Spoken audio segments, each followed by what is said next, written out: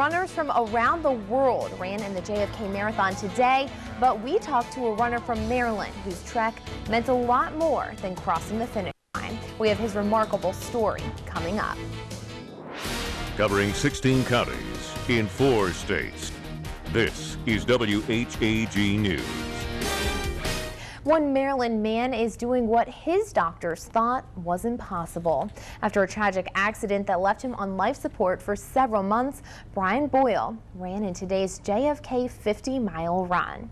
WHAG's Ananda Rachita has more on this remarkable story.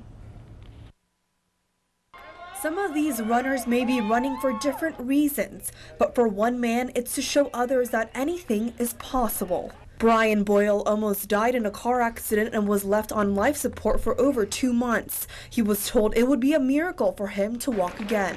They said I was pretty much on death's door about 8 times and I'd be brought back to life.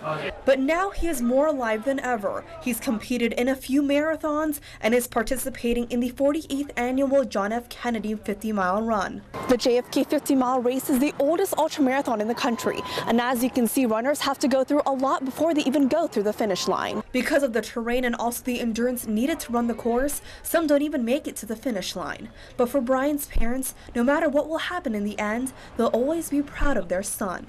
With these events, just to have him finish, come over that finish line. Even if he doesn't finish, Mom and Dad are just thrilled to death. You know, him participating is good enough for us, but he's finished every race that he's actually started so far. Brian hopes to show others that through these races, he's taking advantage of what life has to offer and that the possibilities are endless. Doing these endurance events is a way of testing myself to make sure I'm fully healthy, fully alive, and to me it's the challenge. I mean, I love the challenge.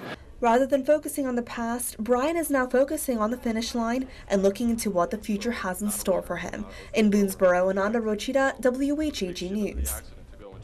Brian Boyle finished the race with his parents cheering him on at the finish line at Springfield Middle School in Williamsport.